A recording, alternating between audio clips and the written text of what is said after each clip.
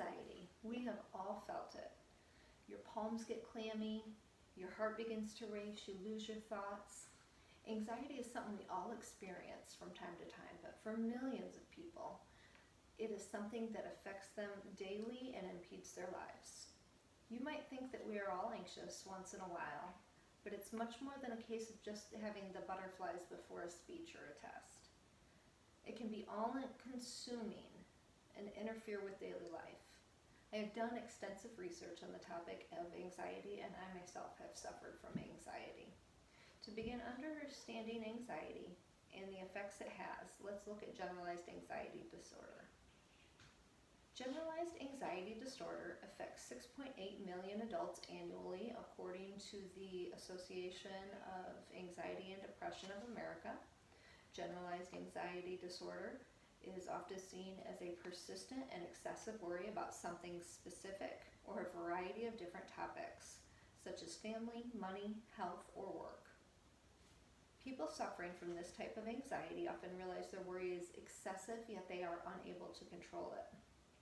The anxiety manifests into physical symptoms of feeling uneasy or on edge and irritable. Sufferers feel an increased heart rate, and they can find it difficult to concentrate as their anxiety is engaged. Anxiety causes disruption to daily life for people. It triggers a flight or flight response, but relief can be found.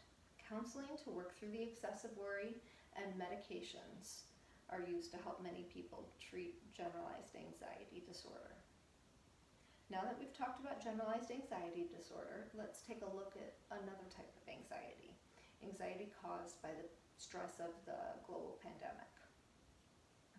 Pandemic stress has created anxiety for many people around the world. Linda Hubbard, a psychotherapist in behavioral health, discusses that certain groups of people are more likely to have anxiety brought on by the stress of the pandemic. In an article that was published on the Mayo Clinic website in April of 2020, pandemic phobias could include being afraid of public spaces like grocery stores or churches, and include being fearful of large gatherings as well. Health phobias are triggered by the pandemic as well as anxiety in individuals who are immunocompromised. Health anxiety can increase for individuals who excessively worry about getting sick or going to the hospital, or who have loved ones who might be at risk for contaminating the virus. Now that you know about generalized anxiety disorder, let's have learned about anxiety caused by pandemic stress, let's talk about a third type of anxiety called post-traumatic stress disorder. Traumatic events can lead to more severe forms of anxiety, like post-traumatic stress disorder. It's commonly referred to as PTSD, and we often associate PTSD with soldiers who are coming home from war. But PTSD is caused by a wide array of traumas. Events such as natural disasters, terror attacks, car accidents, the sudden loss of a loved one, and physical or sexual assault can cause PTSD and have lasting effects. The U.S. Department of Veterans Affairs states that women are more likely to suffer from PTSD than men. Women are more likely to experience sexual trauma in childhood or childhood abuse, while men are more likely to develop PTSD from accidents in combat and witnessing death or injury.